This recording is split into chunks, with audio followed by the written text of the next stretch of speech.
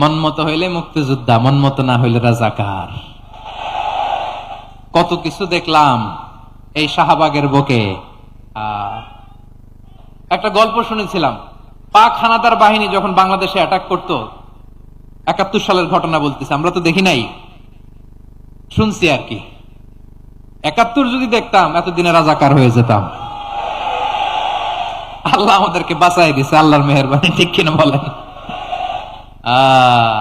৭১ সালে দেখি নাই, আমরা শুনেছি পাক হানাদার বাহিনী জিজ্ঞেস করত মুসলিম না অমুসলিম চেক করার জন্য, বলতো কালেমা বল, কালেমা বাতাও।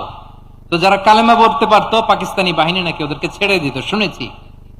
তো একজনকে, এক বাঙালিরে পেয়ে তার মাথার মধ্যে বন্দুকের নল ধরে বলতেছে কালেমা বল সালে, কালেমা বাতা, কালেমা বল। তো ভয়ের চোটে এই দোয়া পড়া শুরু করছে।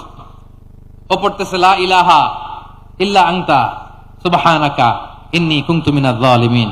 পাকিস্তানি বলে সালে ইয়ে তো মুসিবত কা কালেমা है। বাঙালি কয় হাম তো ভি মুসিবত মে হ্যায়।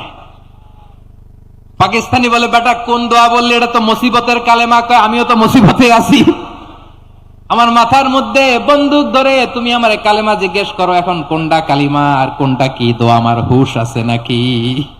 প্রিয় ভাইরা, আসলে এটা দোয়াউল মুসিবা, বিপদে পড়লে এ দোয়া পড়তে হয়।